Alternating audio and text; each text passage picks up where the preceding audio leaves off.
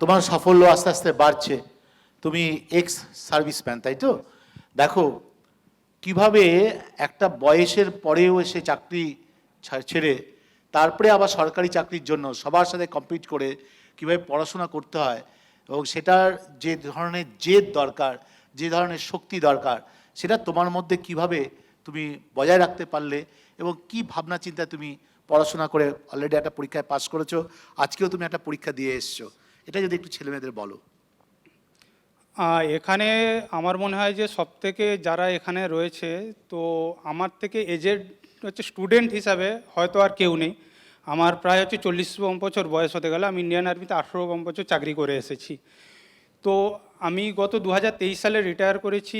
এসে হচ্ছে কয়েক মাস একটু রেস্ট করেছিলাম, অনেস্টলি বলছি, যেহেতু আর্মির জব একটু হার্ডশিপ জব ছিল। তো তারপরে আমি রাইসে অ্যাডমিশান নিয়েছিলাম, এবং এটা আমার হচ্ছে ফার্স্ট আমার সিজিএল অ্যাটেম্প্ট এবং সিএইচএসএল অ্যাটেম্প্ট। আমি অলরেডি সিজিএল মেন্স দিয়ে এসেছি, এবং যা স্কোর আছে আশা করি আমার হয়ে যাবে, সিজিএল মেন্সও ক্লিয়ার হয়ে যাবে, আর আমার অলরেডি সিএইচএসএল মেন্স ক্লিয়ার হয়ে গেছে।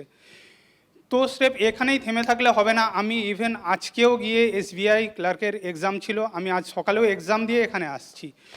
তো এই জায়গাটাতে থেমে থাকলে হবে না, যে একটা চাকরি পেয়েছি তো এই জায়গাটাতে থেমে থাকলে হবে না। আমি 2024 সালে স্যার আপনার যে হচ্ছে সেমিনার ছিল, কনভোকেশান ছিল, ওখানেতে আপনার একটা ওয়ার্ড ছিল যে খিদেটাকে সব সময়তে জাগিয়ে রাখতে হবে, আর সেই খিদেটা আমার মধ্যে আছে। আর যদি আমার এজ একটু কম থাকতো, আমি তাহলে হয়তো হচ্ছে ডব্লিউবিসিএস বা হয়তো ইউপিএসসির জন্য আমি হচ্ছে ট্রাই করতে পারতাম, বাট ওটা একটা এজ ব্যারিয়ার হয়ে গেছে, আমি ওর জায়গায় পাচ্ছি না। বাট স্যার আমার একটা মেন লক্ষ্য আছে যে সিজিএলে এই পোস্ট পাবো, আর সেটা না পাওয়া পর্যন্ত আমি থেমে নেই, আমি থেমে থাকবো না। এটাই বলে হচ্ছে spirit of life. And then লিডাররা কিন্তু এরমভাবেই ভাবে, কারণ তুমি যদি কোনো জায়গায় সফল হতে চাও যে কোনো ফিল্ডে, তাহলে you treat yourself as a leader. আর লিডারদের সবসময় কি হচ্ছে এক্সেপশনাল পথ, এক্সেপশনাল থটস হওয়া উচিত। থ্যাংক ইউ, ভালো থেকো। স্যার।